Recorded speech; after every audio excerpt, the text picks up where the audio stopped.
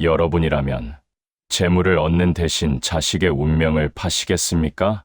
손만 대면 황금이 터지는 축복.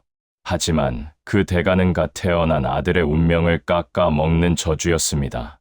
지옥의 도깨비를 속이고 아들을 위해 스스로 이치기를 선택한 어느 장사꾼의 처절한 기록.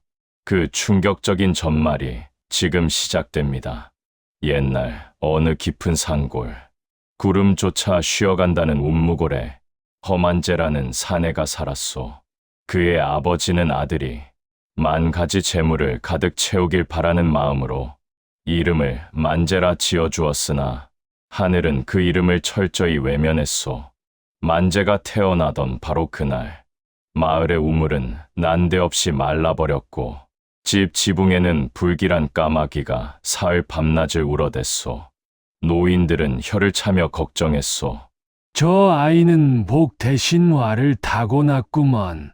그 말은 예언처럼 만재의 평생을 그늘지게 했소.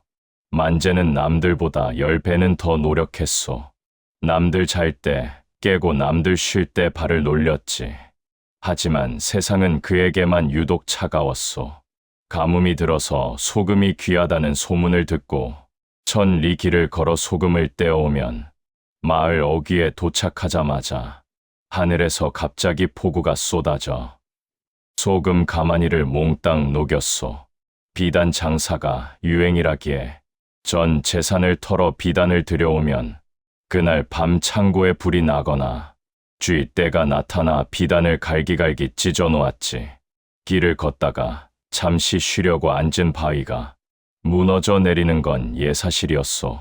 마을 사람들은 만재가 나타나면 재수가 옴붙는다며 슬슬 피했소. 어이, 만재 왔나? 오늘은 또 무슨 사달을 낼 건가? 비아냥거리는 소리보다 아픈 건 텅 빈 쌀독을 보며 눈물 짓는 아내의 야윈 얼굴이었소. 그의 겨울은 유독 모질고 길었소. 만재는 마지막 가재도구까지 팔아 장사 미천을 마련했으나 그마저도 산적에게 몽땅 털리고 말았지. 빈손으로 집에 가느니 차라리 산짐승의 밥이 되는 게 낫겠다 싶어 그는 절대 발을 들이지 않는 귀공령 고개로 향했소. 그곳은 낮에도 안개가 자욱하고 밤이면 도깨비가 불장난을 친다는 저주받은 곳이었지. 만재는 눈보라를 뚫고 고개로 올라갔소. 하늘이시여, 정녕 나를 죽이려 하시는 겁니까? 울분에 찬 목소리가 산울림이 되어 돌아올 때쯤 발밑에서 기묘한 푸른 빛이 일렁이기 시작했소. 안개 속에서 서서히 드러난 건 키가 8척이나 되고 눈은 소뚜껑만 한 기괴한 형체였소. 머리에는 뿔이 삐딱하게 솟아있고 날카로운 송곳니가 삐져나온 영락없는 도깨비였지.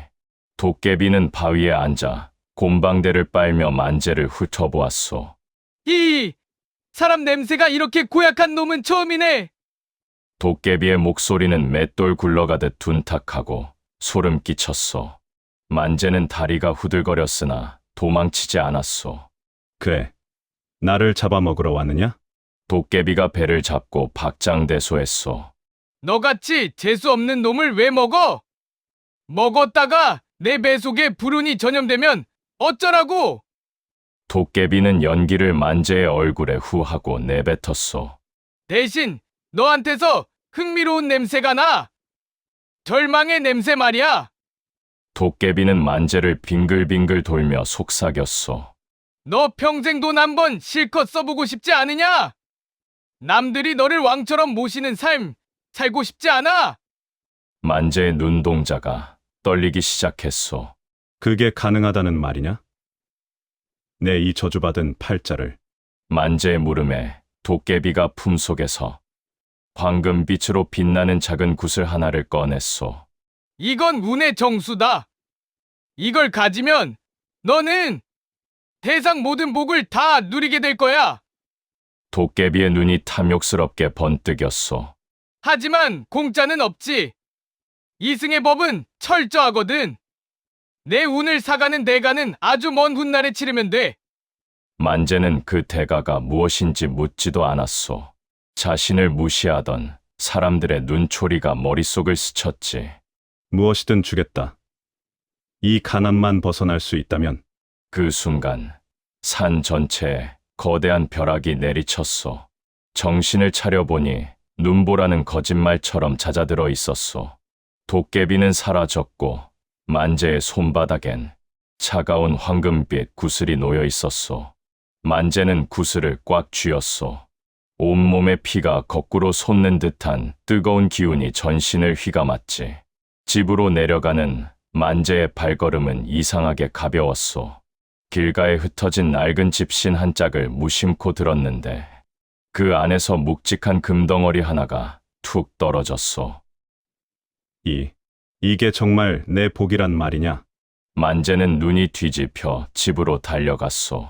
그는 그 길로 장터에 나가서 가장 크고 낡은 폐가를 사들였소. 귀신이 나온다며 아무도 사지 않던 흉가였지. 하지만 만재가 마당을 파헤치자 거대한 청동속과 은화가 가득 담긴 항아리가 나왔소. 소문은 순식간에 퍼져나갔소.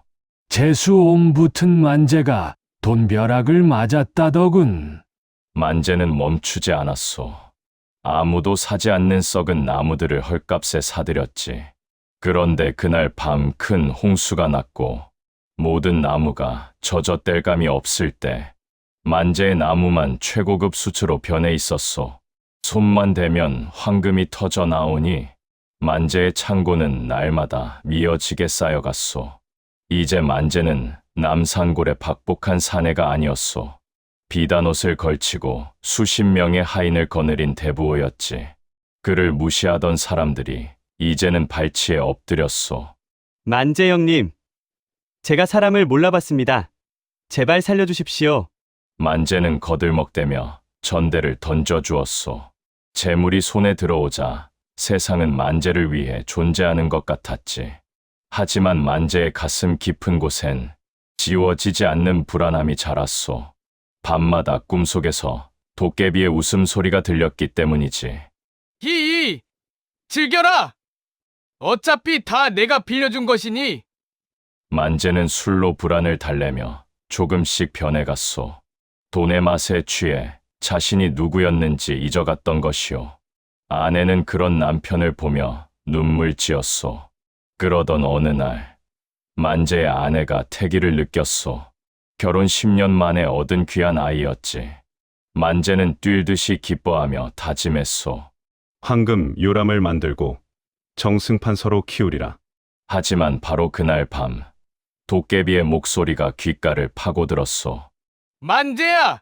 약속한 시간이 왔다. 만재는 식은땀을 흘리며 잠에서 깨어났소. 창밖엔 붉은 달이 기분 나쁘게 떠 있었지. 10달의 시간이 흘러 운무골 전체에 천둥이 울렸소. 하늘이 찢어지는 거대한 벼락이 마당에 꽂히던 때 안방에서 아이의 우렁찬 울음이 터졌소. 만재는 신도 안 신고 달려갔지. 등남입니다. 주인님, 아주 기골이 장대한 장군감입니다. 만재는 세상을 얻은 듯 껄껄 웃었소. 아이는 달덩이처럼 환하고 고왔지. 만재는 당장 금은방 장인을 불러 순금으로 된 화려한 요람을 만들었소.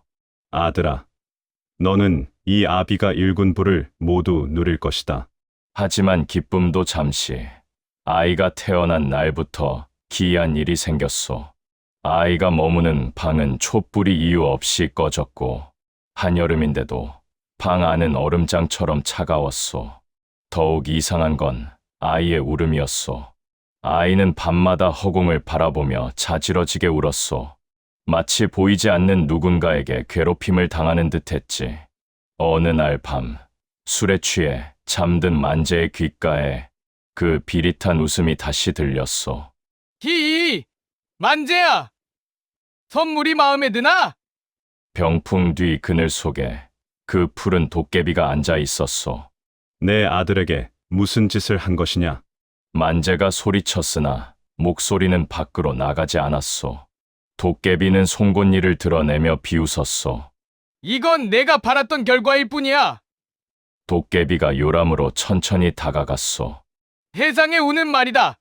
누군가 넘치게 가지면 누군가는 비워야 해. 도깨비가 만재를 정면으로 쳐다봤소. 내가 누리는 그 어마어마한 행운이 어디서 온 것 같나? 그건 내 아들이 평생 누려야 할 운을 내가 미리 당겨서 너에게 준 것이란다. 만재의 심장이 덜컥 내려앉았소. 내 아들은 이제 세상에서 가장 박복한 아이로 살게 될 거야. 내가 금 요람을 준들 무엇하느냐?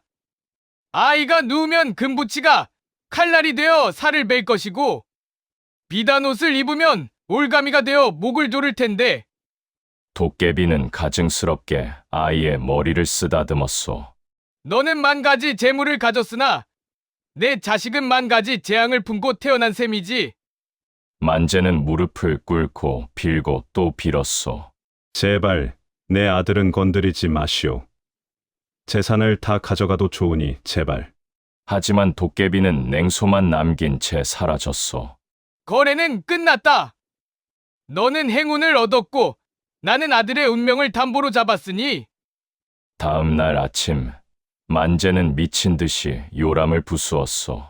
화려한 비단옷을 불태우고 거친 삼배옷을 입혔지. 하지만 소용없었소. 아이는 젖을 먹다가 숨이 넘어가고 평평한 방바닥에서 팔다리가 부러졌소. 만재의 행운이 커질수록 아이의 고통은 깊어만 갔지. 사람들은 만재를 동정하기 시작했소. 돈이 다 무언가. 자식이 저리도 매일 죽을 고비인데. 만재는 탐욕이 부른 잔인한 현실 앞에 피눈물을 흘렸소. 자식의 망가진 운명은 억만금을 줘도 고칠 수 없었지. 만재는 결심했소. 이 저주를 풀려면 다시 그 귀공령으로 가야 한다는 것을. 설사 목숨을 내놓아야 할지라도 만재는 낡은 보찜을 다시 맸소. 그의 품 안에는 구슬이 차갑게 식어 있었지. 기다려라. 도깨비야. 아들의 운명을 반드시 되찾아오리라. 만재는 눈보라 치는 산길을 향해 무거운 발을 옮겼소. 만재는 다시 산을 올랐소. 살을 에는 칼바람이 전신을 때렸지. 화려했던 비단옷은 이미 갈갈이 찢겨 나갔소. 발가락은 동상에 걸려 시커멓게 죽어갔지만 만재는 멈출 수 없었소. 등 뒤에서 들리는 듯한 아들의 신음소리가 그의 심장을 채찍질했소. 내가 죽어 아들이 산다면 100번이라도 죽으리라. 만재는 피눈물을 삼키며 안개를 뚫었소. 드디어 도착한 귀공령의 꼭대기. 그곳에는 예전보다 훨씬 더 거대한 푸른 불꽃이 일렁이고 있었소. 이게 누구냐? 천하의 갑부어 만재 아니냐? 어둠 속에서 그 도깨비가 나타났소. 도깨비는 금덩이를 공놀이하듯 굴리며 만재를 비웃었소. 그 좋은 집 다 버리고 왜 이런 시체 구덩이에 다시 왔느냐? 만재는 바닥에 무릎을 꿇고 머리를 조아렸소. 내 운을 다시 가져가시오. 내 목숨도 가져가시오. 다만 내 아들의 운명만은 돌려주시오. 만재의 절규에 산 전체가 부르르 떨렸소. 도깨비의 눈이 기괴하게 번뜩였소. 거래는 장난이 아니다. 이미 명부에 적힌 것을 어찌 내 마음대로 바꾸겠느냐? 그때였소. 대지가 갈라지며 지하 깊은 곳에서 상상조차 할 수 없는 거대한 존재가 솟아올랐소. 머리에는 세 개의 뿔이 솟아있고 눈은 붉은 해바라기처럼 타오르는 존재. 바로 도깨비들의 왕이라 불리는 대도깨비였소. 인간아, 내 결기가 가상하구나. 대도깨비의 목소리는 거대한 바위가 부딪히는 듯했소. 하지만 공짜는 없다. 내 아우와 맺은 계약을 깨고 싶다면 나와 함께 마지막 도박을 해야 할 것이다. 만재는 고개를 들어 대도깨비를 바라보았소. 무엇이든 하겠습니다. 대도깨비는 허공에서 거대한 바둑판을 불러냈소. 하지만 바둑판 위의 알들은 검고 흰 돌이 아니라 사람의 기억이 담긴 구슬이었소. 이것은 인생 바둑이다. 내가 가진 가장 소중한 기억들을 걸어라. 만약 내가 나를 이긴다면 아들의 운을 돌려주마. 하지만 내가 진다면 너는 내 아들이 너를 기억하는 모든 순간을 잃게 될 것이다. 아들의 눈에 너는 그저 낯선 타인이 될 것이란 말이다. 만재의 가슴이 무너져 내렸소. 아들이 처음 자신을 보며 웃어주던 일, 그 작은 손이 자신의 손가락을 꼭 쥐던 기억, 그 모든 것이 사라진다는 건 죽음보다 더한 형벌이었소. 하지만 만재는 구슬을 집었소. 하겠습니다. 첫 번째 알이 판 위에 놓였소. 그것은 만재가 아내와 처음 만났던 날의 기억이었소. 구슬이 놓이자 만재의 머릿속에서 아내의 얼굴이 희미해졌소. 아, 신음이 터졌지만 멈출 수 없었소. 도깨비는 만재의 고통을 즐기며 응수했소. 바둑이 진행될수록 만재는 자신이 누구인지 왜 여기 있는지 조금씩 잊어갔소. 하지만 오직 하나의 일념, 내 아들을 살려야 한다. 그 본능만이 그의 손을 움직였소. 판 위에는 이제 단 한 수만이 남았소. 대도깨비가 차갑게 물었소. 마지막 수는 내 목숨이다. 돌을 놓는 순간 너는 죽는다. 그래도 놓겠느냐? 만재는 미소를 지었소. 그는 이미 인간의 지혜를 넘어서는 희생이라는 묘수를 찾아냈기 때문이었소. 만재의 손가락이 마지막 급소를 향해 움직였소. 만재의 손끝이 파르르 떨렸소. 그의 손에 든 마지막 구슬은 자신의 생명과 존재 그 자체를 담고 있었지. 대도깨비는 입가에 비열한 웃음을 띠며 만재의 파멸을 기다리고 있었소. 자, 어서 두어라. 이 돌을 놓으면 너라는 인간은 세상에서 영영 지워질 것이다. 내 아들은 살아나겠지만 너를 기억할 이는 아무도 없을 것이야. 만재는 눈을 감고 아들의 얼굴을 떠올렸소. 처음 아들이 태어나던 날의 그 우렁찬 울음소리, 자신의 손가락을 꼭 쥐던 그 작은 온기, 그 모든 것이 만재의 심장을 뜨겁게 달궜소. 내가 잊혀져도 상관없소. 그 아이의 삶이 나의 생명보다 100배는 더 귀하기 때문이오. 만재는 단호하게 마지막 수를 내려놓았소. 탁! 그 소리는 작았으나 산 전체를 뒤흔들었소. 바둑판 위에서 눈부신 광채가 터져 나오며 어둠에 잠겼던 귀공령을 대낮처럼 밝혔소. 도깨비들이 비명을 지르며 눈을 가렸지. 만재의 구슬이 놓인 곳은 승부를 가르는 급소가 아니라 상대방의 돌조차 함께 살리는 상생의 수였소. 대도깨비의 붉은 눈이 경악으로 커졌소. 이게 어찌 된? 내 돌이 왜 죽지 않는 거냐? 만재의 몸에서 나온 빛이 바둑판 위의 모든 돌을 감싸 안았소. 자신의 목숨을 내던져서 타인을 살리는 지극한 사랑. 그것은 도깨비의 얄팍한 술수나 저주의 힘으로는 절대 이길 수 없는 우주 만물의 가장 강력한 이치였소. 바둑판이 산산조각이 나며 허공으로 흩어졌소. 만재는 이제 자신의 몸이 모래알처럼 부서지는 것을 느꼈소. 의식은 점점 멀어져 갔지만 그의 가슴엔 말할 수 없는 평온함이 차올랐소. 그 순간 대도깨비가 곰방대를 던지며 크게 외쳤소. 하하, 졌다. 내가 졌다. 수만 년을 살아왔으나 인간의 정이 이토록 질기고 강할 줄이야. 대도깨비는 흩어지는 만재의 혼백을 향해 손을 뻗었소. 만재야, 들어라. 내가 이겼으니 내 자식의 운을 돌려주마. 그리고 나를 놀라게 한 상으로 내 목숨도 거두지 않겠다. 다만 내가 가진 그 어마어마한 재산은 모두 사라질 것이다. 평생을 다시 가난한 보부상으로 살아야 할 텐데 그리하겠느냐? 만재는 대답할 힘도 없었으나 희미하게 고개를 끄덕였소. 재물 따위 아무것도 아니오.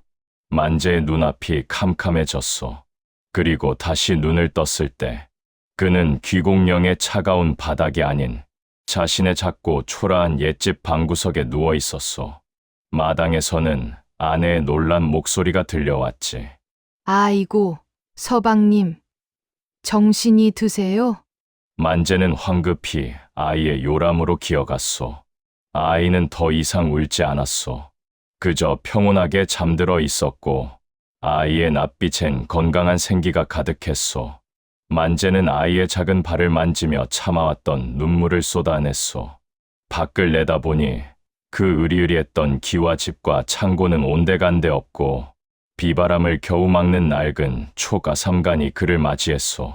하인들도 비단도 금덩이도 모두 꿈결처럼 사라졌지만 만재의 마음은 그 어느 때보다 부유했소. 그래. 이거면 됐다. 이거면 충분해. 만재는 다시 낡은 지게를 고쳐 맸소. 재물은 없었으나 그의 팔자에는 더 이상 그늘진 불운이 없었소. 땀 흘려 일한 만큼 정직한 대가가 들어왔고 아들은 무럭무럭 자라 장터에서 가장 기운 센 소년이 되었지. 도깨비와의 거래는 그렇게 끝이 났소. 인간의 욕심이 부른 재앙을 인간의 사랑이 막아낸 것이지. 훗날 만재는 아들에게 말했소. 아들아, 운이란 하늘이 주는 횡재가 아니라 내가 흘린 땀이 이 땅에 닿아 꽃으로 피는 것이란다. 그것은 만재가 죽음의 고개에서 목숨을 걸고 배운 세상에서 가장 귀중한 수였소. 강산이 2번이나 변하는 세월이 화살처럼 흘렀소. 만재의 아들 보기는 이제 풍채당당한 청년이 되었지. 아비의 희생을 먹고 자란 덕분인지 보기는 마을에서 손꼽히는 재주꾼이었소. 그가 활을 잡으면 백발백중이요. 글을 읽으면 막힘이 없었지. 무엇보다 신기한 것은 그의 주변엔 늘 기분 좋은 행운이 감돌았소. 보기가 산에 가면 귀한 산삼이 절로 눈에 띄고 시냇가에 가면 은어가 스스로 바구니에 담겼지. 하지만 보기는 자만하지 않았소. 매일 새벽 아비의 지게를 대신 짊어지고 험한 산길을 누비며 일했소. 만재는 그런 아들을 보며 늘 마음 한구석이 시렸소. 네, 운명을 지켜내려. 이 아비가 무슨 짓까지 했는지 너는 끝내 몰라야 한다.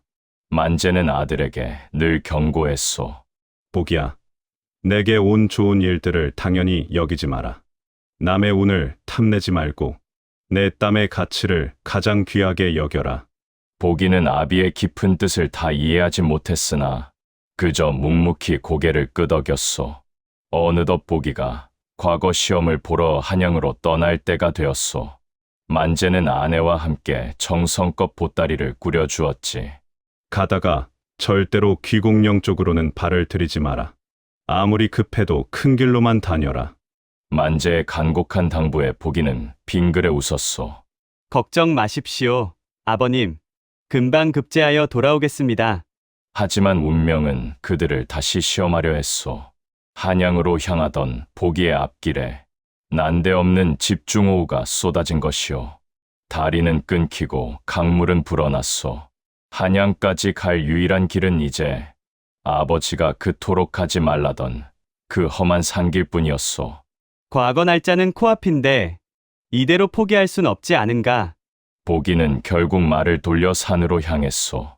산속은 대낮인데도 밤처럼 어두웠소. 짙은 안개가 스멀스멀 올라와 보기의 눈을 가리기 시작했지. 그때였소. 길을 잃고 헤매던 보기 앞에 쓰러져가는 작은 오두막 하나가 나타났소. 방 안에서는 가녀린 여인의 신음소리가 들려왔지. 보기가 조심스레 문을 열자 백발이 성성한 할머니 한 분이 식은땀을 흘리며 누워 있었소. 누구 없느냐? 목이 말라 죽겠구나. 보기는 한양이 급했지만 노인을 외면할 수 없었소. 그는 보찜에서 귀한 비상약을 꺼내 할머니에게 먹이고 밤새도록 곁을 지키며 간호를 했소. 새벽녘이 되어서야 할머니가 눈을 떴소. 그런데 할머니의 눈동자가 기묘했소. 푸른 빛이 은은하게 감도는 솥뚜껑만 한 눈. 보기는 순간 등골이 오싹했소. 인간아, 너는 무엇이 그리 급해 이 산을 넘느냐? 할머니의 목소리가 갑자기 둔탁한 사내의 것으로 변했소. 순식간에 오두막은 사라지고 그 앞에는 예전 만재를 괴롭혔던 그 푸른 도깨비가 서 있었소. 이 그 아비의 그 아들이로군. 도깨비는 보기의 주변을 맴돌며 입을 쩝쩝 다셨소. 내 아비는 내기를 좋아했는데 너는 어떠냐?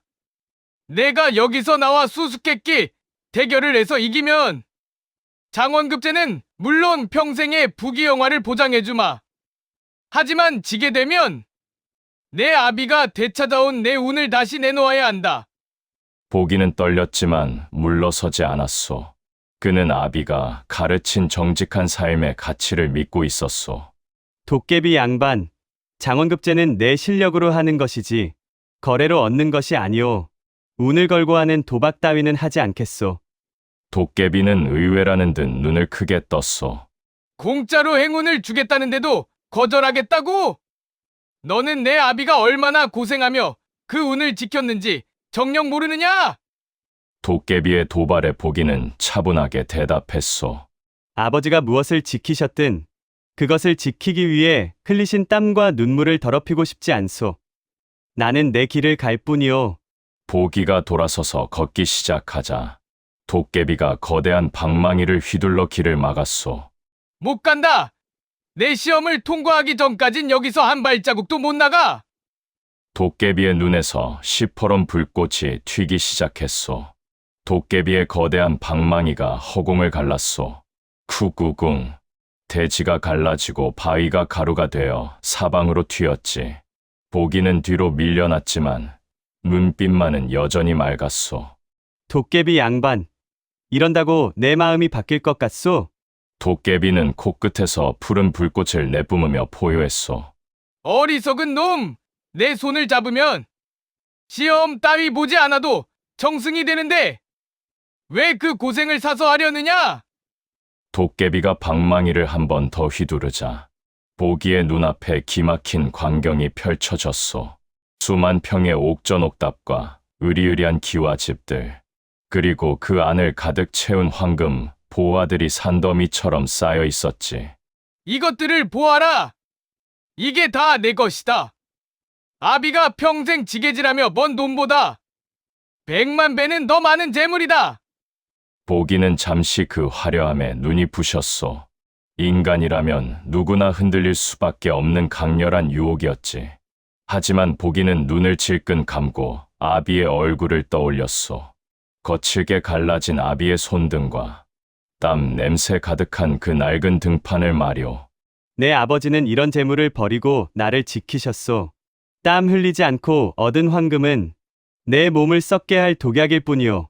보기가 외치자 화려한 환영들이 안개처럼 사라졌소. 도깨비는 이제 분노를 넘어 기묘한 호기심을 느끼기 시작했소. 좋다. 재물에 욕심이 없다면 이것은 어떠냐? 도깨비가 이번엔 방망이를 거꾸로 세워 바닥을 쳤소. 그러자 보기의 발밑에서 무시무시한 검은 구멍이 생겨났소. 그 안에서는 수천 마리의 지옥 괴물들이 울부짖으며 올라오고 있었지. 거래를 거절하면 여기서 죽는다. 장원급제고 뭐고 시체조차 남지 않을 것이다. 괴물들의 날카로운 발톱이 보기의 옷자락을 찢었소. 죽음의 공포가 보기의 목을 죄어왔지. 하지만 보기는 도망치지 않고 그 자리에 앉았소. 그리고 아비에게 배운 구슬픈 노래를 나직하게 부르기 시작했소. 땀 흘려 일하니 하늘이 돕고 욕심을 버리니 마음이 사네. 도깨비야, 귀신아, 나를 보아라. 부끄럼 없는 삶이 나의 방패라네. 보기의 노랫소리가 안개 속으로 잔잔하게 퍼졌소. 그 진실한 마음이 담긴 노래에 날뛰던 괴물들이 하나둘씩 멈춰섰소. 공포는 형체가 없어지고 스산했던 바람도 산들바람으로 변했소. 도깨비는 방망이를 내려놓고 허탈한 듯 웃음을 터뜨렸소. 이 참으로 지독한 부자로다. 아비는 목숨으로 나를 이기더니 아들은 진심으로 나를 꺾는구나. 도깨비의 모습이 다시 처음 보았던 할머니의 모습으로 변했소. 가거라. 인간아, 시험, 시간이 얼마 남지 않았다. 도깨비가 손을 휘두르자 보기를 막고 있던 짙은 안개가 양옆으로 갈라지며 한양으로 가는 환한 큰 길이 나타났소. 할머니, 아니 도깨비 양반, 가르침을 주어 고맙소. 보기는 예의를 갖춰 절을 올렸소. 도깨비는 멀어져 가는 보기의 등을 보며 혼잣말을 중얼거렸소. 만재야, 내 놈이 자식 농사 하나는 천하제일로 지었구나. 보기는 쉬지 않고 달리고 또 달렸소. 시험장에 도착했을 때 이미 문이 닫히기 직전이었소. 보기는 숨을 고르고 붓을 들었소.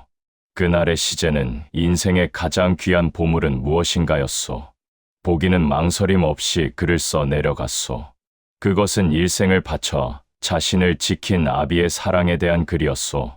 시험장 안의 모든 유생이 글을 마칠 때쯤 보기의 종이 위엔 눈물 한 방울이 떨어져 번졌소. 그날 저녁 한양 하늘엔 길조를 상징하는 오색 무지개가 떴소. 한양 도성에 방이 붙었소. 구름처럼 모인 유생들 사이로 함성 소리가 터져 나왔지. 장원급 제자, 운무골 허복이. 보기의 이름이 가장 높은 곳에 적혀 있었소. 임금님 앞에서도 보기의 기계는 남달랐소. 그의 글에는 백성을 향한 진심이 담겼고 그의 눈에는 아비를 닮은 강직함이 있었지. 참으로 귀한 인재로다. 임금님은 친히 어사화를 내리고 말을 내어주어 고향으로 보내주었소. 보기는 비단옷에 어사화를 꽂고 당당하게 말에 올랐소. 아버님께 어서 이 기쁜 소식을 전해야겠다. 말발굽 소리가 경쾌하게 울려 퍼졌소. 하지만 그 시각 운무골의 만재는 사경을 헤매고 있었소. 보기가 한양에서 답안지를 써 내려갈 때 만재의 몸에선 기운이 조금씩 빠져나갔지. 마치 촛불이 다 타버린 듯 만재의 안색은 잿빛으로 변해갔소. 아내는 눈물로 밤을 지새우며 남편의 언 손을 꼭 잡았소. 서방님, 조금만 버텨보세요. 보기가 곧 돌아올 텐데. 이러시면 어떡합니까?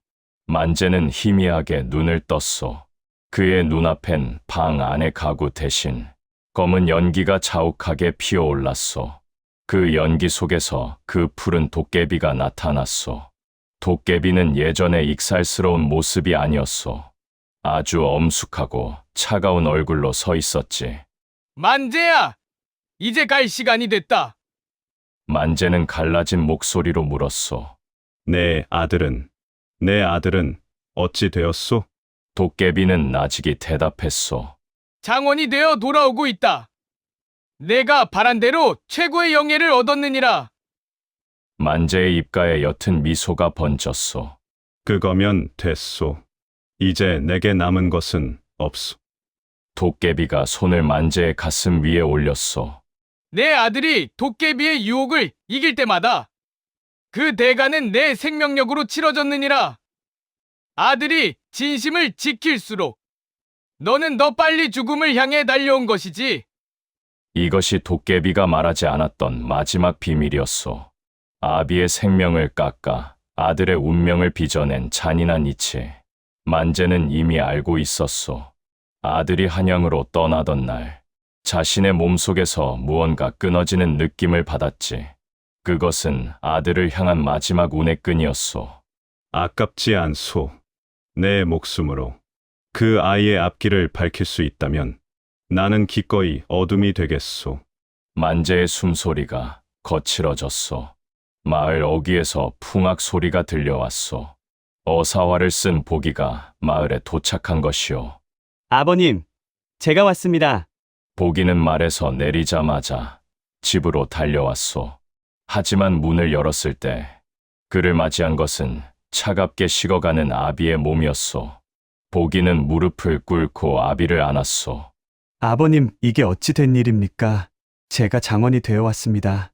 만재는 간신히 손을 들어 아들의 뺨을 만졌소. 장하다. 내 아들. 절대로 남의 운을 탐하지 마라. 만재의 손이 힘없이 바닥으로 떨어졌소.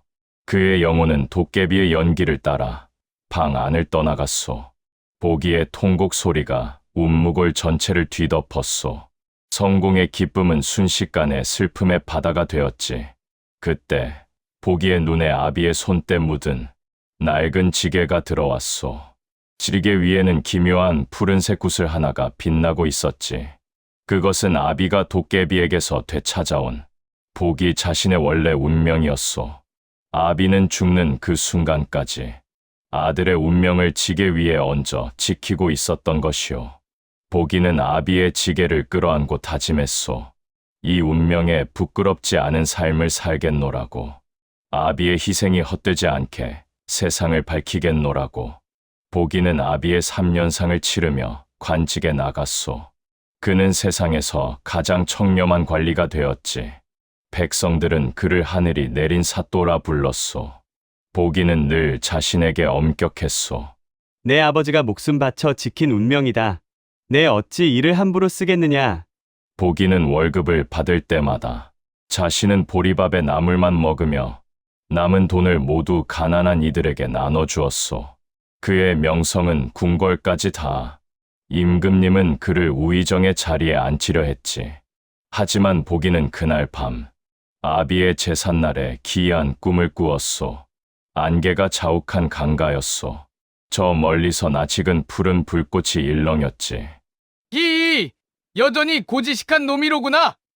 그 푸른 도깨비가 나타났소. 도깨비는 예전보다 훨씬 늙고 지쳐 보였소. 도깨비 양반, 여긴 어쩐 일이오? 도깨비는 강 너머 어둠을 가리켰소. 내 아비 만재가 저곳에서 아직 떠나지 못하고 있다. 보기는 가슴이 철렁 내려앉았소. 어찌 된 일이오? 우리 아버지는 평생 정직하게 사셨는데. 도깨비는 씁쓸하게 웃었소. 내 아비는 너에게 모든 운을 넘겨주고 자신은 텅 빈 껍데기가 되어 저승에 왔다. 저승 문지기가 말하길 아비의 이름으로 남은 복이 없어 문 안으로 들여보낼 수가 없다는구나. 지금 내 아비는 저승의 문턱에서 차가운 강바람을 맞으며 떠돌고 있느니라. 보기는 피눈물을 흘렸소. 내가 가진 이명예와 부가 아버지를 저리 고통받게 한 것이란 말이오. 도깨비가 보기의 눈을 빤히 쳐다보았소. 방법이 딱 하나 있기는 하다. 내가 가진 그 모든 명성, 그리고 내가 앞으로 누릴 높은 관직과 무기 영화를 모두 포기하겠느냐? 내가 얻은 그 복의 무게만큼 내 아비의 죄를 씻어낼 수 있다. 하지만 그렇게 되면 너는 다시 이름 없는 시골의 나무꾼으로 살아야 한다. 보기는 망설임 없이 대답했소. 무엇이 어렵겠소. 이까지 비단옷과 높은 자리가 아비의 영혼보다 귀하단 말이오.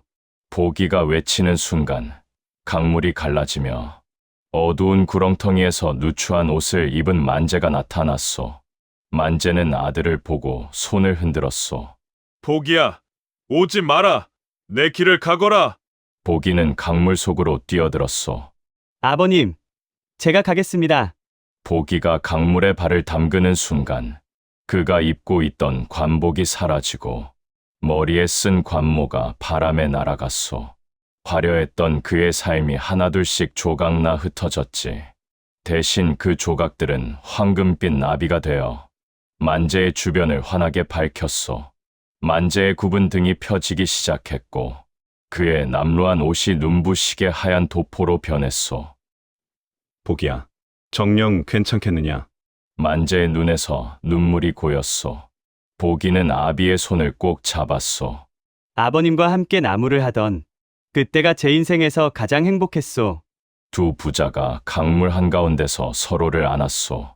그때 도깨비가 방망이를 크게 휘둘렀소. 하늘도 감동할 부자로다. 순간 눈을 뜨니 보기는 제사상 앞이었소. 그의 몸에는 더 이상 비단 옷이 없었소. 그는 낡은 삼배옷을 입고 있었고 으리으리했던 정승의 저택은 다시 예전의 그 낡고 초라한 초가집으로 변해 있었소. 하지만 보기는 웃음을 지었소. 꿈이 아니라는 듯 방 안에는 아비가 평생 썼던 그 낡은 지게가 새 것처럼 닦여 있었기 때문이지. 그때 문 밖에서 헛기침 소리가 들려왔소. 어험, 보기야, 나무 갈 시간이다. 보기는 소스라치게 놀라 문을 열었소. 그곳엔 죽었던 만재가 예전의 건강한 모습으로 지게를 짊어지고 서 있었소. 저승의 문턱에서 아들의 희생으로 기적처럼 생명을 되찾은 것이오. 도깨비는 마지막으로 만재에게 빌려준 운 대신 그들이 나눈 진심을 대가로 가져갔소. 만재와 보기는 서로를 마주 보며 말없이 웃었소. 세상의 부귀영화는 모두 사라졌지만 그들의 가슴 속엔 그 무엇과도 바꿀 수 없는 가장 큰 복이 뿌리를 내리고 있었소. 기적이 일어난 그날 이후 운무골의 풍경은 예전으로 돌아왔소. 비단 옷을 입고 거들먹거리던 정승 허복이는 간 곳 없고 낡은 무명옷에 지게를 친 청년 나무꾼만 남았지. 사람들은 그들을 비웃었소. 제 발로 복을 걷어찬 미친놈들. 정승 자리를 버리다니 제정신이 아니야. 하지만 만재와 보기는 그 소리에 귀 기울이지 않았소. 그들은 새벽마다 산에 올라 나무를 했고 저녁이면 둘러앉아 된장찌개에 보리밥을 먹었소. 아들아, 땀 흘려 먹는 밥이 참으로 달구나. 만재의 얼굴엔 예전 그 화려했던 부자 시절보다 훨씬 더 깊은 평온함이 서려 있었소. 그러던 어느 해 운무골에 지독한 흉년이 들었소. 하늘은 타오르고 대지는 갈라져 농작물이 모두 말라 죽었지. 마을 사람들은 절망에 빠져 서로를 원망하고 도둑질을 했소. 하지만 보기는 산속 구석구석을 누비며 다녔소. 아비와 함께 나무를 하며 익힌 산의 이치가 그의 길잡이가 되었지. 보기는 바위 틈에 숨겨진 작은 옹달샘을 찾아냈고 메마른 땅에서도 버티는 산나무를 캐어왔소. 부자는 자신들이 가진 적은 양식을 이웃들과 나누었소. 함께 삽시다. 운이 없으면 정으로라도 버텨야지요. 보기의 진심에 마을 사람들의 얼어붙은 마음이 녹기 시작했소. 욕심을 버리고 나누기 시작하자 신기하게도 마을 전체에 활기가 돌았소. 그해 가을, 마침내 단비가 쏟아졌소. 마을 사람들은 빗속에서 춤을 추며 보기 부자를 우러러보았소. 자네들이야말로 우리 마을의 진정한 복이네. 그날 밤, 만재의 마당에 마지막으로 그 도깨비가 나타났소. 도깨비는 이제 완전히 투명한 모습이었소. 만재야! 복이야! 내 이제 갈 때가 되었구나. 인간의 욕심을 먹고 사는 내가! 너희 부자 앞엔 너 이상 있을 곳이 없구나. 도깨비는 품에서 낡은 보따리 하나를 꺼냈소. 그 안에는 만재가 예전에 거래했던 그 황금 구슬들이 가득했지. 이것들을 다시 가져가겠느냐? 이제는 아무런 대답도 필요 없다. 만재와 보기는 서로를 보며 동시에 고개를 저었소. 필요 없소. 우리에겐 이미 세상에서 가장 큰 운이 있소. 도깨비가 물었소. 그게 무엇이냐? 보기가 대답했소. 서로를 위해 목숨을 거는 아버지와 아들, 그리고 우리를 믿어주는 이웃들. 이보다 큰 복이 어디 있겠소? 도깨비는 크게 웃음을 터뜨렸소. 그 웃음소리는 바람을 타고 온 산으로 퍼져 나갔지. 그래, 내가 졌다. 진정한 부자는 금고를 채우는 자가 아니라 마음을 채우는 자임을 이제야 알았구나. 도깨비의 몸이 수천 개의 반딧불이가 되어 밤하늘로 흩어졌소. 그 반딧불이들은 만재의 집 마당에 내려앉아 아름다운 꽃밭을 이루었소. 그 후로 만재는 100살까지 천수를 누리며 살았고 보기는 마을에 존경받는 어른이 되어 평생을 행복하게 살았소. 세상 사람들은 이 이야기를 통해 한 가지를 배웠지. 운이란 도깨비가 주는 선물이 아니라 자신이 가꾼 정직한 마음이 불러오는 기적이라는 것을. 이 이야기를 듣고 있는 여러분도 한번 돌아보시오. 여러분의 지게 위엔 무엇이 담겨 있소? 허황된 욕심이 담겨 있진 않은지, 아니면 소중한 사람에 대한 진심이 담겨 있는지. 도깨비에게 운을 판 장사꾼의 이야기는 여기서 끝이 나지만 여러분의 진정한 복을 찾는 이야기는 아직도 진행 중일 것이오. 오늘의 이야기 어떠셨나요? 허무맹랑한 도깨비 이야기 같지만 어쩌면 우리도 매일 무언가와 거래하며 살고 있는지도 모릅니다. 여러분이 지금 지게에 짊어지고 있는 것은 무거운 욕심입니까? 아니면 소중한 사람과의 진심입니까?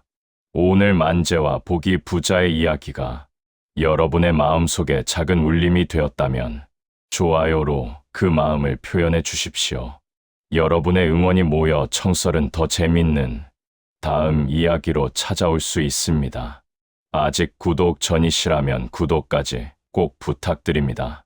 그럼 다음에도 기막힌 썰로 돌아오겠습니다. 감사합니다.